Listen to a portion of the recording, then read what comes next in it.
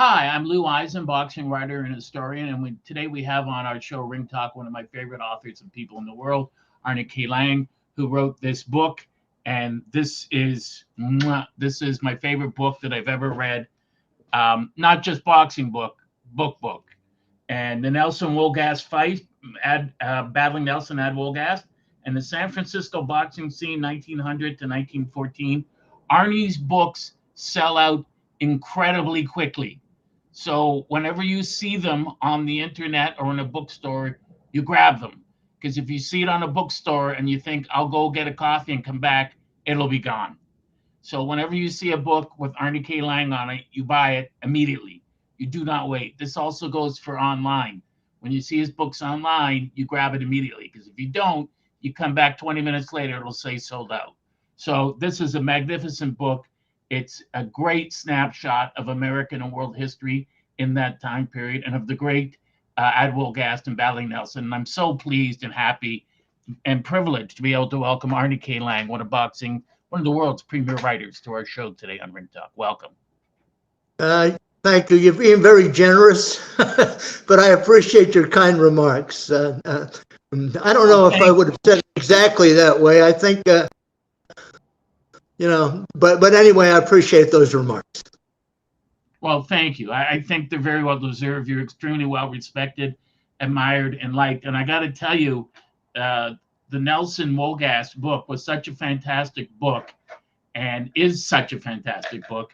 And you include so many characters in there, important figures, not just in boxing, but in world history, such as Tex Rickard, and Joe Gans and Nelson and Wolgast. And I always wanted to ask you, I mean, boxing back then, Wolgast and Nelson were dirty fighters.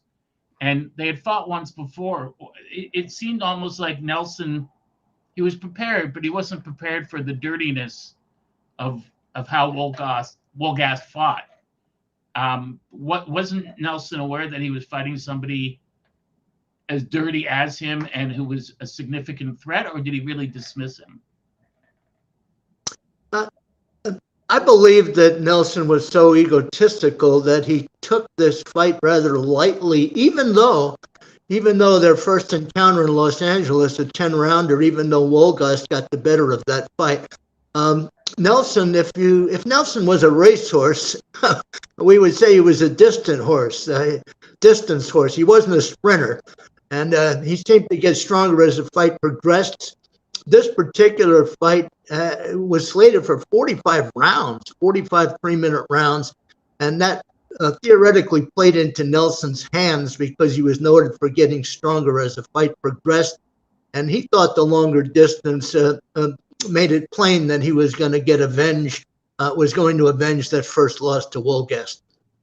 Yeah, you know, it's interesting when I read in your book about Nelson and what I've read about Nelson. I mean, he had a lot of things going his way. For instance, when he fought Gans had to weigh in right before the fight, which wasn't uncommon for a long time in boxing. That Nelson didn't have to, and for the money, for the Wolgast fight, Nelson got over 12 grand, and Wolgast got like something like $4 grand. Why was there such a disparity in the pay? Well, the disparity was racial, and of course that's been going on in boxing for years. Yeah. Nelson was the draw. Gans was the better fighter. Nelson was the draw. He was more about people wanted to more about battling Nelson, Joe Gans. And the fact that he was Caucasian, let's be honest, and the fact that Nelson got certain concessions that weren't given Joe Gans. By the way, we should mention he fought 3 times, and those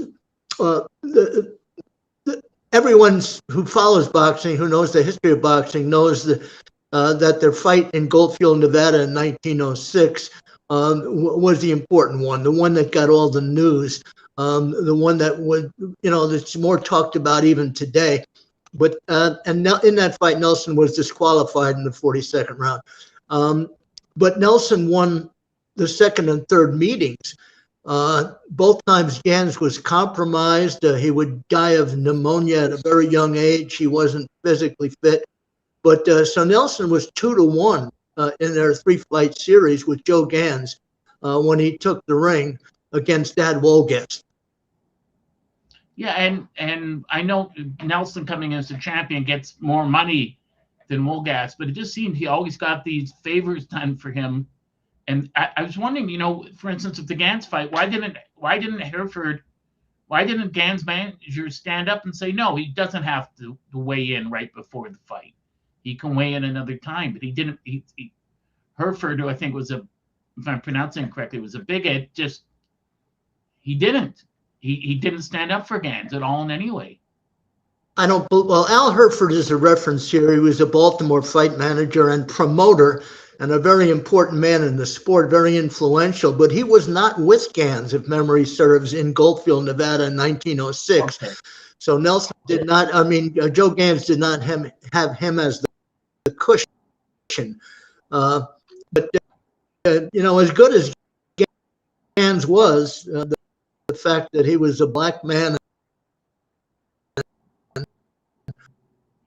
had to fight a lot to keep the money coming in. It was hard for him to. You cut out for a second, Arne. I don't know if you can still hear me, but you cut out there. So, what do we do, Eric? Should I call him? Okay, well, we're talking here with Arne. Oh, there you are. You're back. Okay, great. And what I will do now, with Eric's indulgence, I guess I'll talk to you about my book.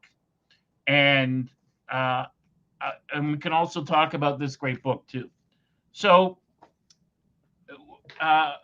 boxing podcasters like myself, boxing historians and writers, are people that are historians first and fell in love with boxing.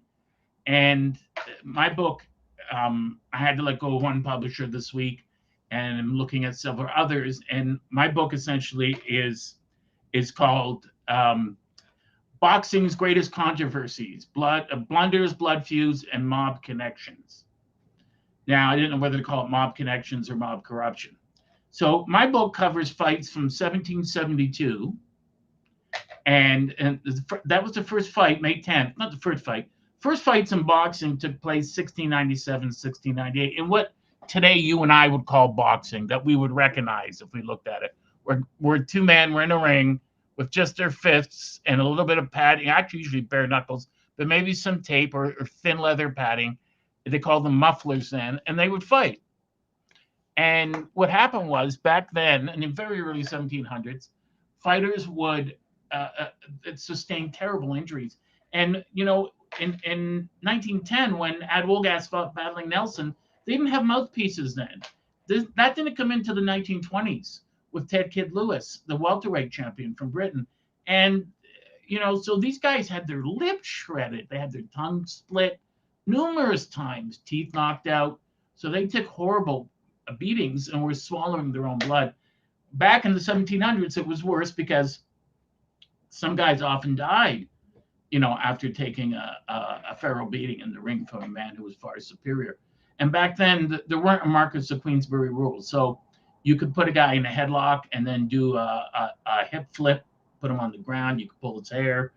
You could do all sorts of things. And then around 1833, the rules came in, John Broughton's rules, and he didn't want people to be killed. He wanted to clean it up. And so they had 3-minute rounds, 1-minute rest, and you had to get to the rubber. You had to toe the rubber in 30 seconds. So that means if you got knocked down, whenever you got knocked down, then the round was over. And you had 30 seconds. And then by 1838, they revised the rules, and you had 38 seconds to get to the rubber in the center of the ring. The problem with that was, of course, is that so many fighters, if they got hurt, they would go down deliberately, and then the round ends. Or if you cut someone, the round ends. And they had to institute a rule that if you went down deliberately just to save yourself and catch your breath, you could be disqualified. So that's the first chapter. So we know the fight between William Darts, Billy Darts, and Peter Cochran was fixed May 10th, 1772 at Epsom Downs Racetrack because it was the first one where contemporary reports proved that it was fixed. Both boxers later revealed that it was fixed. A gambler named O'Kelly was the one who fixed it. And Darts, who was heavily favored, got 100 pounds more to lose, and he lost in the first minute. Basically, the fight started. Cochran came out, put him in a headlock, walked to the ring post in slow motion, hit his head on it.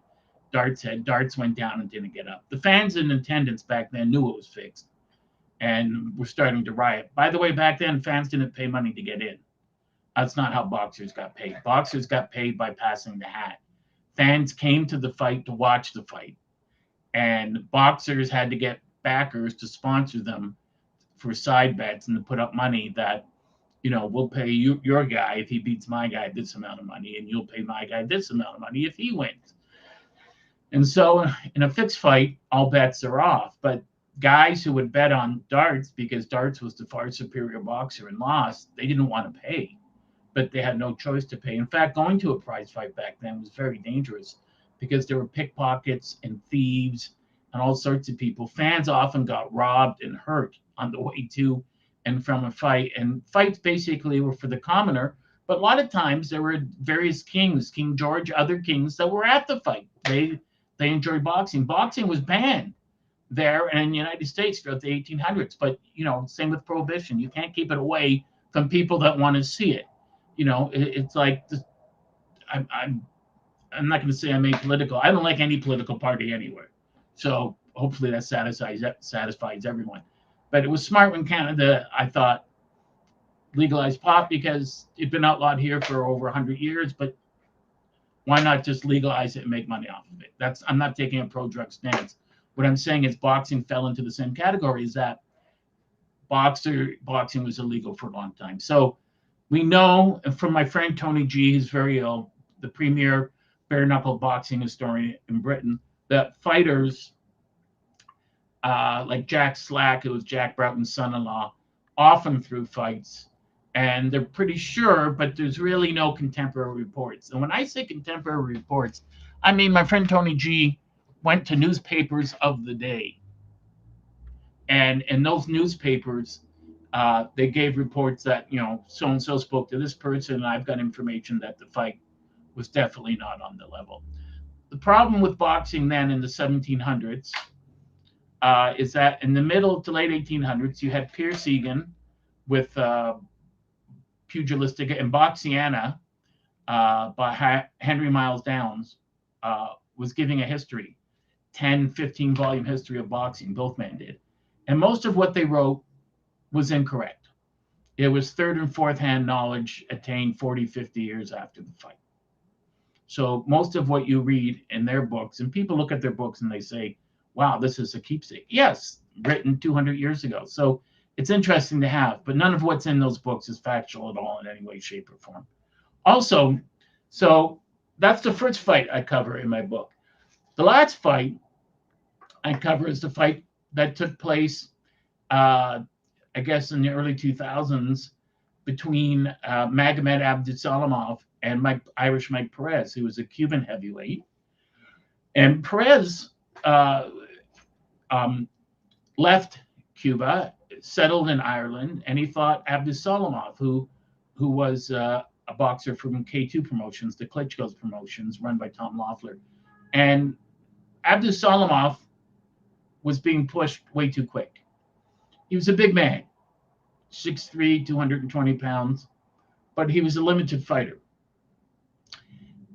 And you could tell there was trouble in the air when he fought Jamil McCline, the fading American heavyweight, and McCline dropped him with a straight right hand.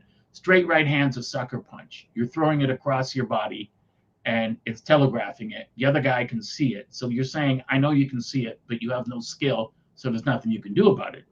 And he dropped him. And, of course, McCline, who was not in great shape, lost several rounds later. But he really hurt him. And when he hurt Abdusalamov, a lot of people in boxing at the time said that this is a clear sign that this guy is far from ready. Mike Perez was from the vaunted Cuban system.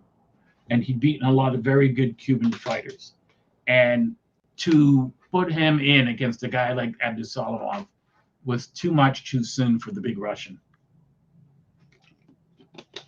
So Abdusalamov, what happened there was he took a beating for 10 rounds. After the second round, he came back to his corner. These are all chapters in my book. And he said to his trainer, or to the interpreter, because he didn't speak English, John David Jackson was his trainer, former world champion. But he said to his interpreter, I can't feel the left side of my face. I can't see out of my left eye. Is it swollen? You're fine. You're fine. But I can't feel anything. That's indicative of a traumatic brain injury. And he kept fighting.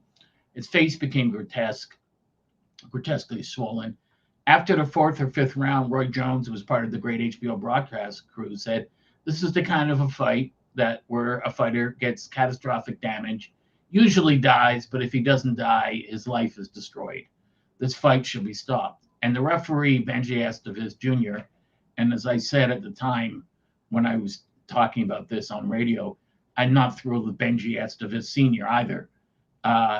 Doesn't need any reason to go to the corner, and he didn't. He went once peremptorily for 3 seconds. Hey, everything all right? Great. And then that was it. The ringside doctors don't need permission from the referee or anyone. They were neurosurgeons. They could have gone up, examined him, and saw that the fight should be stopped. They didn't. The fight kept going on. Abdusalamov kept complaining. Before the fight, John David Jackson complained to the managers of Abdusalamov that he said, you shouldn't let him fight this guy. This is too much. He's better than this guy. That guy's a bum. That attitude in boxing that you have no regard for your opponent. It's how a fighter gets killed. And so the fight went 10 rounds. The other thing that's clearly indicative of a brain injury is when a fighter is blinking a lot. That lets you know that the brain is bleeding. And so the fight was over, and the ringside doctor, who was a neurosurgeon, looked at him for the New York State Athletic Commission and said, you're fine. But he didn't give him an examination. He looked at him, you can see on the tape, for about 8 seconds. Just didn't even use the flashlight, just went, yeah, you're fine. And they went back to his dressing room where he threw up. There was a doctor there who was just a family doctor, but he was there to help another boxer. He looked at Abdusalamov. He looked in his eyes, flashed a flashlight. He told him to follow the finger. And he said to his trainer, he's got a brain bleed. He could die. Get him to the hospital now. They called back to ringside, spoke to the doctor, and said, we need an ambulance. The doctor said, there's none available. There were 3 available. Didn't want to spend the money on them. And so they had to go outside, hail a cab to Roosevelt Hospital. The sad thing about Roosevelt Hospital, not the hospital, it's a great hospital, but that's the hospital where Benny Ked Perret died, which is another chapter in my book. So he gets there, Abdusalamov. They have to do emergency surgery, a craniotomy, and they have to open his skull to give his brain the chance for the swelling to swell full and then come back down. And they said to his wife, he's not going to make it through the night. It's 2 a.m. He probably will live to about 5 a.m. But he made it. He survived, but he was paralyzed on his right side, and he had no vision in his, I believe, his left eye. So this ends, and then you find out that the promoters, K2 Promotions, run by the Klitschko's, if they would have paid just $100 more before the fight for $100 extra insurance, Abdusalamov would have been covered for medical equipment and therapy and medicine for life. They wouldn't pay the extra $100. And because of that, he was covered for maybe 2 weeks. And so the promoters went online and said, please help us, please donate money. And fans wrote in and said, hey, why should we donate money? It's your mistake. And so lawyers for Abdusalamov sued the New York State Athletic Commission, and they kept postponing it. And the judge kept saying to the New York State Athletic Commission to settle. And then they sued the doctors. And the problem with the doctors was that we didn't do anything wrong. But as Abdusalamov's lawyers said, we have it on tape. We have you look at him for less than 8 seconds. It's on tape, you on the phone saying, no, there's no ambulances available. It's all on tape. There's no lying here. And so these doctors got lawyers to defend them. The problem was the lawyers kept quitting. The lawyers would look at the case and say to the doctors, "You're guilty. The only thing you can do is settle. Do you understand that? You're not going to ever practice medicine again. You're going to go to prison. If you're cooperative, the judge may have some mercy and send you to prison for less time.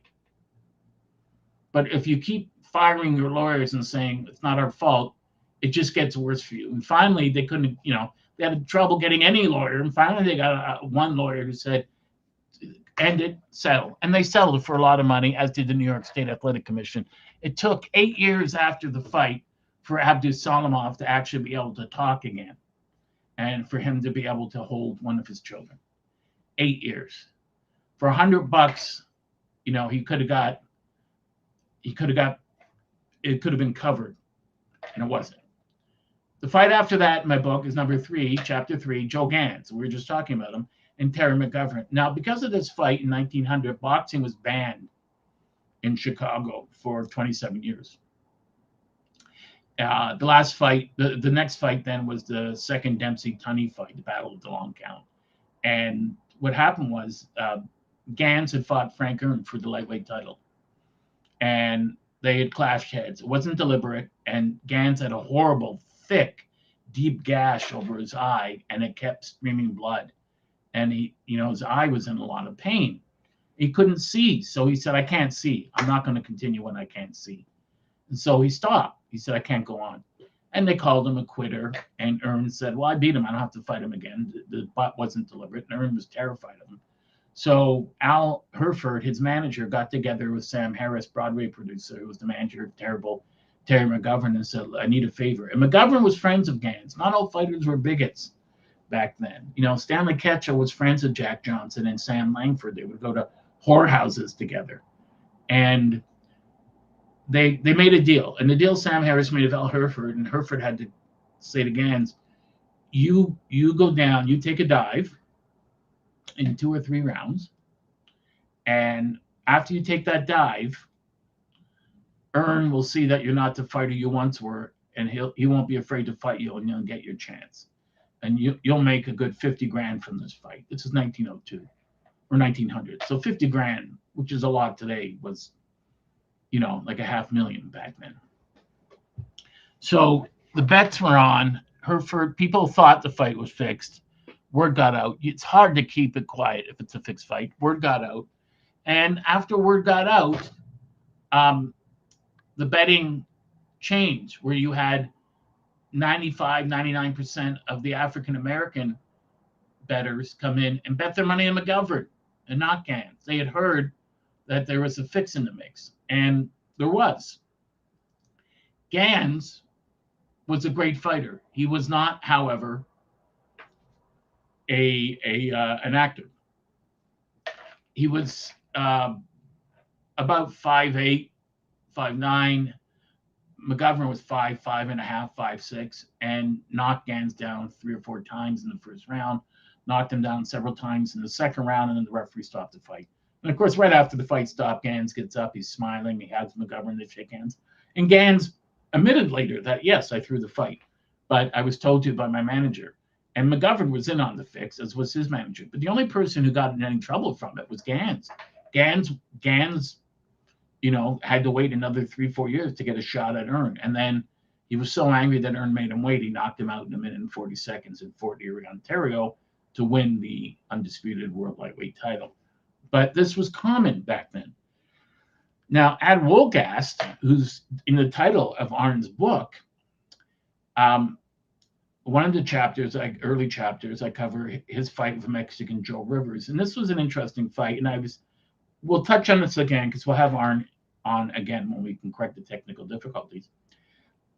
Wolgast was a dirty fighter. And back then, fighters, it's hard to say that they got away with it. They got away with deliberately fouling their opponent because they knew how to do it. But a lot of times, like Wolgast had a man named Jack Welch. And Welch was a house referee for him. So Welch always sided in Wolgast's favor. And this is a fight, if you're a boxing fan, you may have seen or read about or seen in a book called The Double Knockout, where they both went down in the 13th round. And in this fight, all through the fight, fans were getting really upset, really angry, because Wolgast was deliberately hitting him, Joe Rivers, in the testicles. There wasn't any doubt. He wasn't aiming for the solar plexus or the stomach. He was a two-fisted attack to his testicles through the whole fight. But Rivers was the better fighter, and he was pounding Wolgast. And Wolgast knew by the 10th, 11th, 12th round he was going to lose the title because his face was a mess. He had very little left. They'd been knocked down before several rounds earlier. And then in the 13th round, Wolgast makes no show, no attempt to hide it, winds up and hits him with a right hand right under his cup. And at the same time, Rivers counters with a right hand to Wolgast's jaw, and they both go down. And Rivers goes down, Wolgast falls on top of him. And Jack Welch, the referee, what does he do? In boxing, you have to get up under your own power. He grabs him. He grabs his house fighter whose fights, he refereed all of his fights. He grabs Wolgast, picks him up, and he's counting Rivers out. And when he gets to 4, the bell rings, and the timekeeper leans over the ropes and says, "Jack!" And Jack looks. "The round is over. Stop counting." And Welch ignores him. Rivers gets up around 8, and then Welch just says 9, 10. And Rivers just looking around saying, I got up before you got to 10. The round ended at 4. And he raises Wolgast's hand. At that point, people rioted. They went to kill Welch. And he needed a huge police escort to get out alive. And so did Wolgast. Sadly for Wolgast, after this fight, not too many fights later, by the age of 25, he was a vegetable. He had severe pugilistic dementia and lived in an asylum until 1955. Didn't know who he was, where he was, how old he was. And when he died, one of his pallbearers, who didn't have much money, was Mexican Joe Rivers.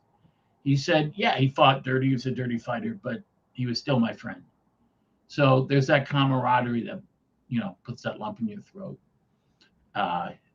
in the sport of boxing. I've shown chapters of my book to various other authors, and, a lot of the fights I have deal with the fact that, fighter dies, and was it someone's fault, was it not, or the mob influenced the outcome of a fight. One of my favorite chapters in my book, which you'll see soon, is the I'm trying to remember, Billy Graham versus Kid Gavilan. Gavilan was a mob fighter, and when I say mob fighter, when anyone says that, he didn't go willingly. His manager was a guy from Cuba who had mob ties in New York, and that's why Gavilan moved up quickly in the rankings, but also because of his ability. And Billy Graham had Irving Cohen, who also managed Rocky Graziano.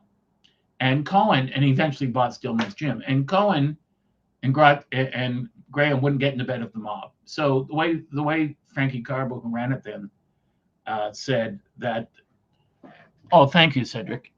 Thank you very much. That's one of our other hosts, Cedric, a magnificent host, great person. You should watch his podcast. So Frankie Carbo said to Cohen, I'll tell you what, you sell me 50% of Billy Graham, and I'll let him win tonight against Kid Gavilan, win the welterweight title. And Cohen just said, go F yourself. No. And Graham said, no, I don't want to do that, because Graham knew that, if you work for the mob, like Gavilan, you're getting $80,000 a fight, but you're going to get a check for $2,500. They're going to steal it all. And so Graham won the fight. It's a close fight. And Gavilan was given the decision. But what made this different was, this is one of the few, it's the early 50s, 1952. This was one of those times where the fans and the media had enough, mob or no mob. And Dan Parker, one of the most consistently brilliant sports writers, if not the most consistently brilliant sports writer, along with Bud Schobert, went out in their newspapers and in Sports Illustrated and said this fight was fixed from beginning to end by Frankie Carbo and Blinky Palermo. Billy Graham won, but because he wouldn't get into bed with the mob and give him, 90% of his purse and control of his career to them, they fixed the judges, which they did, and gave the decision to Gavlin. Gavlin, thought he was on cloud nine, but then of course Gavlin lost it to Johnny Saxton in Philadelphia in a fight that he clearly won, but sort of Damocles was hanging over his head. The mob can give you it, but the mob can take it away as well. And Graham said years later, I didn't get the title. I won the title, but I retired with my money and my brains intact and my morality. And there's precious few fighters that can say that these days or any days. And that's, unfortunately, that was very true. The other fight I wanted to mention was a fight in early 1932 between Ernie Schaff and Primo Carnera. Everyone's heard of Primo Carnera if you've seen the movie The Harder They Fall. Primo Carnera was a 6'6", 6'7" fighter from Italy. He was a circus strongman.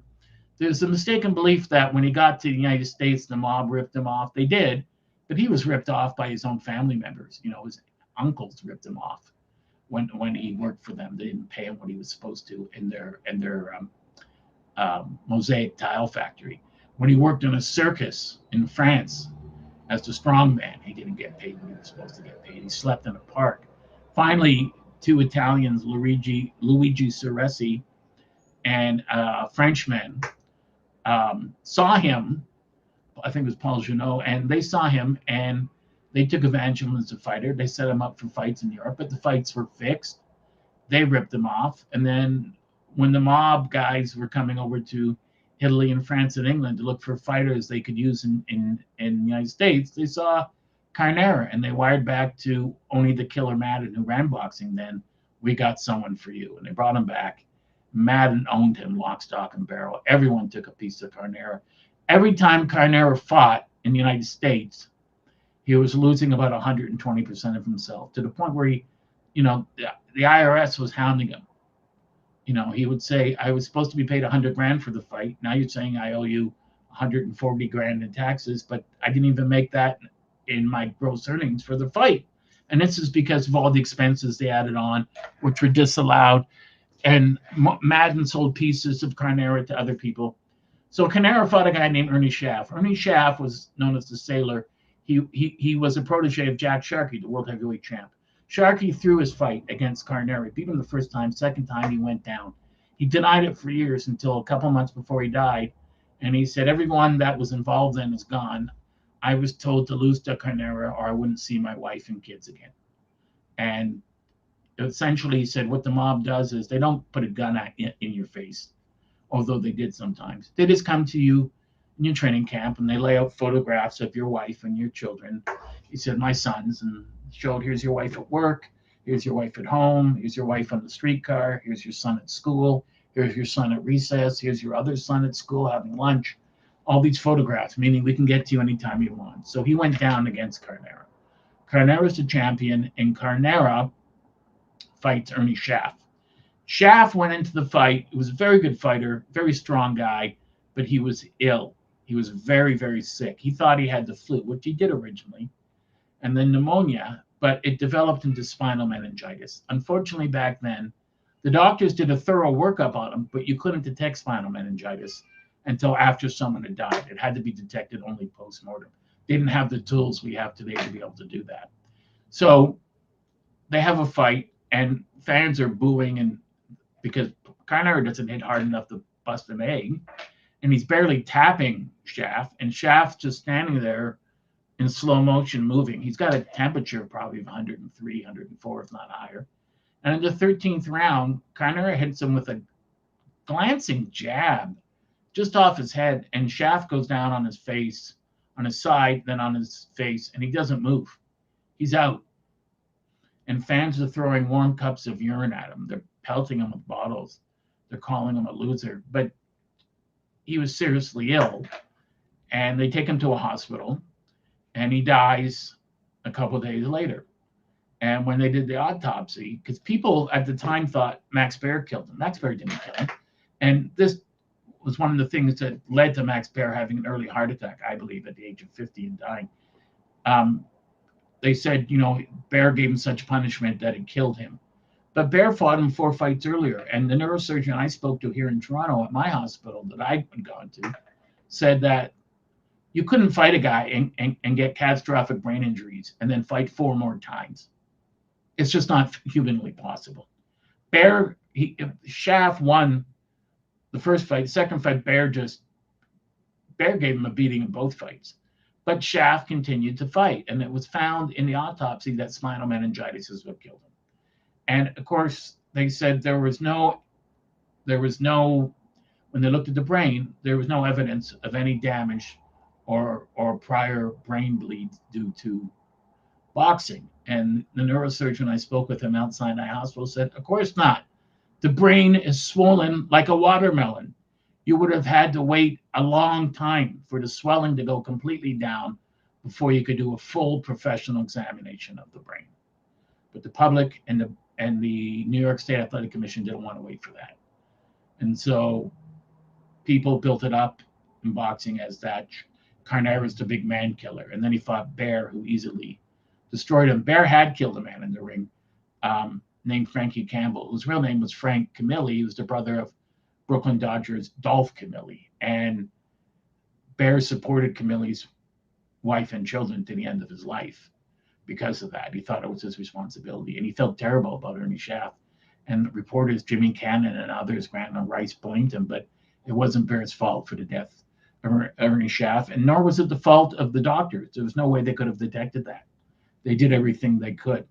It was one of those unfortunate incidents where, if where intelligence should have prevailed and someone should have said to him, you got a high fever, you're throwing up, you're dehydrated, you should not be fighting. But back then, it's a depression, and you sucked it up, and he was probably getting, 50, 60, 70 grand. So that's a payday that a poor guy from a poor family cannot afford to turn down. Later on, I talk about the fight between probably the most controversial fight next to Dempsey Tunney, Benny Kid Paret and Emil Griffith. They fought 3 times. In the first fight, Griffith knocked out Paret to win the world welterweight title. Paret had won it from Don Jordan. Second fight, Griffith was way ahead, but he fell asleep. He took his foot off the pedal, and Paret came back. Third fight, Paret died. And one of the problems in this fight, it was a well-known secret in boxing that Emil Griffith was gay. He was a homosexual, but it was a well-kept secret. No one spoke about it. They knew about it, but you just didn't mention it. And before the second fight, Paret called him, Griffith, American. And American is, Maricon, is Spanish for faggot. And that enraged Griffith, who wanted to kill him right there. I don't mean kill him, but beat him up. And his trainer, Gil Clancy, prevented that. But he kept doing it. And Clancy and his team kept telling Paret's team, lay off. And Paret's team kept doing it as well. And Paret wins that fight. And it was a no-no to say that, because if you say that, it destroys the press for the fight. And the press wasn't allowed to mention it. And one of the guys, Pete Hamill, who I got a chance to meet years ago, one of the all-time great writers, said that in his newspaper column, he wrote it. He said he called Emil Griffith a homosexual, which is well known within the boxing community, and changed it. His editor changed it to, he called him an unman. And Hamill went in and physically attacked his editor. He said, what are you doing? And he said, well, you can't say homosexual. Why not? Just say he's an unman. He said, well, what's an unman? A toaster is an unman. A pillowcase is an unman. Give the man his credit. Give him his due. He's a human being. It's a sexual preference. It's his right under the Constitution. And we get to this third fight. Now, before the third fight, when a fighter dies in the ring, it's usually from an accumulation of blows from previous fights. But before he fought Griffith the third time, Paret had fought Gene Fullmer, middleweight champ. And Fullmer was just an animal. He was a middleweight that punched like a heavyweight, and he beat the hell out of Pret every round. He dropped them 4 or 5 times. They stopped it in the 6th round, but Pret wasn't okay after the fight. He had ear bleeds, he had nose bleeds, he had nonstop headaches. His vision wasn't good. Pret was illiterate, so he was at the mercy of his trainer, his manager, and the mob. And he had been signed to fight by his criminal manager, Manuel Alfaro, to fight Griffith the 3rd time. My mentor, Angelo Dundee, said to him, "What, are you crazy? He's retired. He's done. He can't fight. His coordination's gone. His timing is gone. He's got nothing. You put him in there. Why not just put a gun to his head and shoot him? You'd be doing him a favor." And Alfaro said to Angelo, "If he dies, we'll go back to Cuba and get another boy." And after the fight, or many years later after the fight, his widow said, what was he going to do? What was Pret going to do? He couldn't read or write in Spanish or English. And if he'd survived, his widow said he probably would have fought again. That's all he knew how to do. He was a young guy. And she said what she didn't know was that she could read. She'd read the contract and say, "You're getting 40 grand for this." Right. But, a week later, after you got the money, you said you were broke. But of course, if you're illiterate, you can't count. So his manager would just take the money, or the mob would take the money. So he was fighting for nothing. They kept him fighting for nothing. And in the 3rd fight, at the weigh-in, he called him American again, but he did something worse. When fighters are weighing in, they strip down to their underwear. Well, Griffith is there. He's on the scale, and unbeknownst to him, also in his underwear, Pret climbs in behind him and pretends to sodomize him. He simulates that. And Griffith turns around and grabs him by the throat and says, "Tonight you die. Tonight you're going to pay for that with your life." Now, Griffith didn't mean that. He said it in anger. We've all said to somebody, "You do that again, I will kill you." And that's the way he meant it. He didn't really want to end his life. They'd been friends on the streets of New York. And Griffith was just beyond angry. And Gil Clancy, who was like a father to him, had to bear hug him. And Howie Albert, his other manager, had to take him back to the dressing room. So they get to the ring. And when they get to the fight, it's a typical Pret-Griffith fight. Griffith does well first 4 or 5 rounds, and then he goes to sleep. For some reason, we don't know why, fighters often lose concentration in a fight. I mean, when I did stand-up, it happened to me too, where I would be doing well on stage, and I would sort of daydream in the back of my head, what am I going to do later on after the show? Well, I'm still talking to the audience. So Pret comes on for the next 6 rounds, 7th, 8th, 9th round, and he drops him, I think, at the end of like the 8th or 9th round.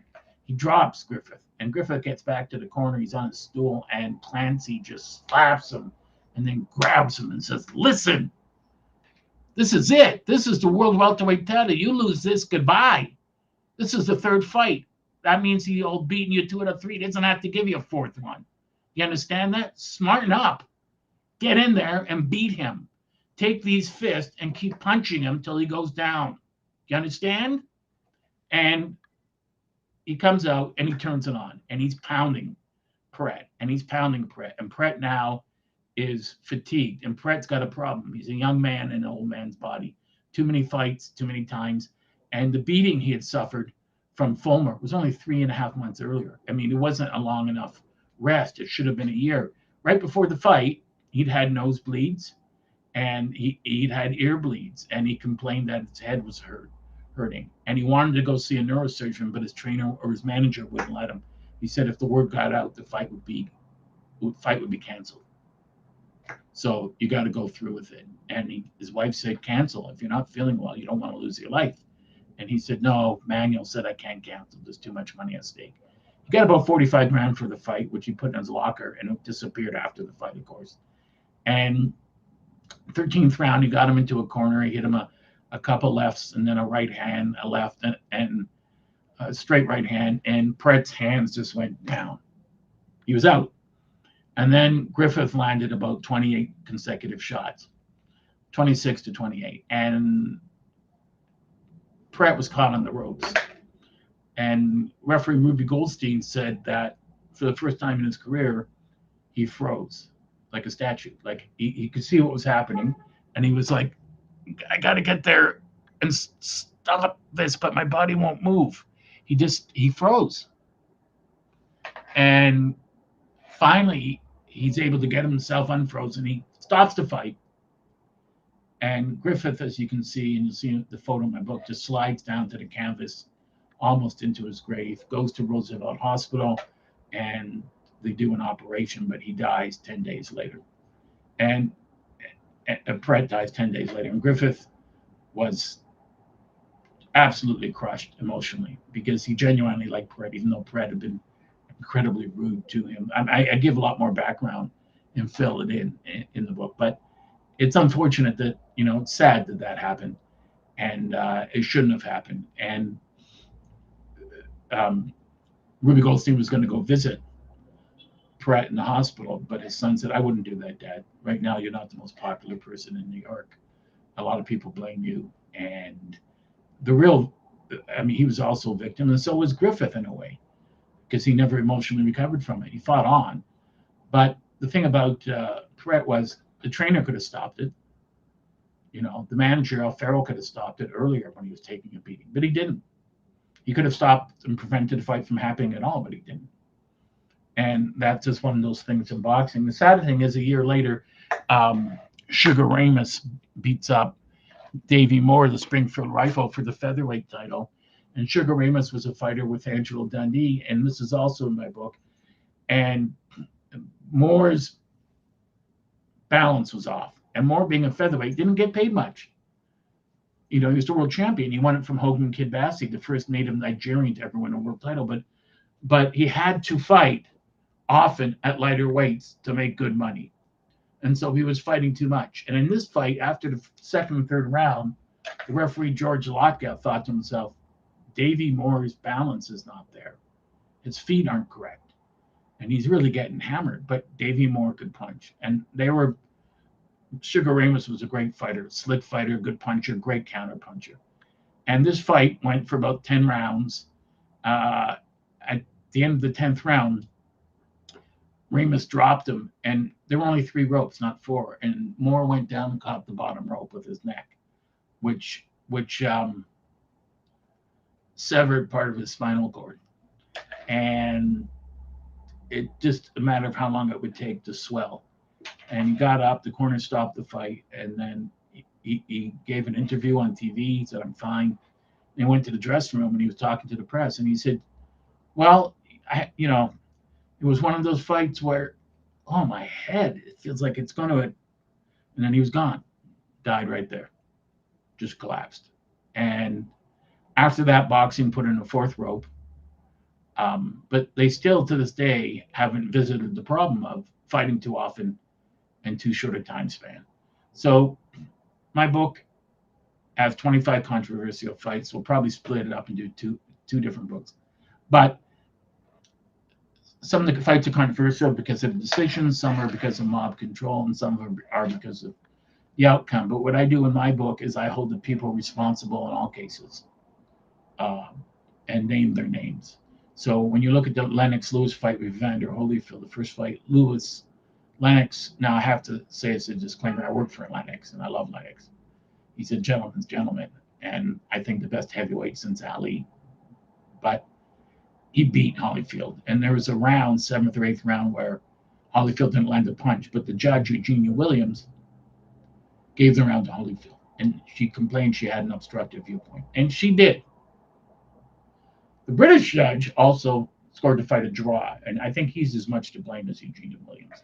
Eugenia Williams got blamed because she'd had poor decisions rendered before on her behalf, but also because before the fight, she lost her job, she owed a lot of money, and she lost her house. But because Don King promoted it, and a promoter pays for the judges' travel to the fight and food and stuff like that, but Don King paid for her house, so now she owned it outright, paid all her debts, so she was out of hock, and she was financially solvent now. And he was promoting Holyfield. That's a conflict of interest. It's a common one in boxing, but, as Jimmy Cannon said, boxing is the red light district of sports. And it certainly is. So in those fights, you could see that Lewis landed over 220 more punches, won the fight, but it was called the split draw. One guy had it for Lewis, Stanley Christodoulou from South Africa, but the British judge had it a draw, and Eugene Williams scored it for Holyfield, which was ridiculous. Now, here's the funny thing. A newspaper in The Guardian in England said that came out and just said, listen, Eugenia Williams was paid off, and she was paid off by Don King to square a fight for Holyfield. And he sued her. She sued the paper, and she won, even though there's evidence to prove these assertions. However, a friend of mine from Britain sent me an email, and he said, because I sent him the chapter to see what he thought, and he said, it doesn't matter that she won in court. He said, you have to understand something. In 1958, a newspaper in Britain said that Liberace was a flaming homosexual and had orgies with young boys. He sued the paper and won. So he said it's more of a comment on the British system of jurisprudence than it actually is on the truth in and of itself. So I cover a range of fights like that in my fight. Joe Louis versus Jersey Joe Walcott. The first fight where Walcott won, but it was given to Joe Louis. I covered the fight, and I got to know Dave Taveri very well. Dave Taveri's fight against James T. Lights Out Tony, and they gave Tony the decision, but the FBI, the Senate subcommittee investigating organized crime in boxing, which was started in the 50s, but still exists today and does work, said that was the IBF who ran that fight is a criminal organization, and that the outcome was predetermined. And so I covered that fight as well. And I mean, there's a lot of fights that I cover in the book. So there's 25 chapters. As I said, I may make it into several other chapters, several other books, 2 books, but we'll see. Tell me what you think. And this week, as I said, I let go with one publisher who was terrible, but I've had offers from others this week through friends, so I'm lucky, and hopefully we'll get that done as soon as possible. We're going to be back in the following weeks. We're going to have Murray Gregg. We're going to have Arne Lang on again, and because I still have a lot of questions for him. Murray Gregg, who wrote the book on George Chuvalo, and the great book on Going the Distance about Canadian boxing history, and the great Jerry Eisenberg, one of my heroes, who wrote Once There Were Giants about the heavyweights from the 70s and the 60s, and he knew Ali really well. And when I met him during the filming of Cinderella Man, he said, son, Angelo loosened the ropes in Zaire against Foreman. I said, no, he didn't. He's trying to tighten them. And he looked at me and he said, Lewis, I was sitting 5 feet from him. Where were you? In Toronto. Yeah. So I think I might know a bit more about that. And I just smiled. So he's a wonderful writer, and trying to get Springs Toledo on as well about Black Murderers Row, and Tris Dixon, who wrote Damage. And of course, still talking with Thomas Hauser, Muhammad Ali's official biographer. So we have lots of great guests coming up in the next few months. I'm sorry about today's technical difficulties. I have them myself, and Arne says Arne felt bad too, as you can see.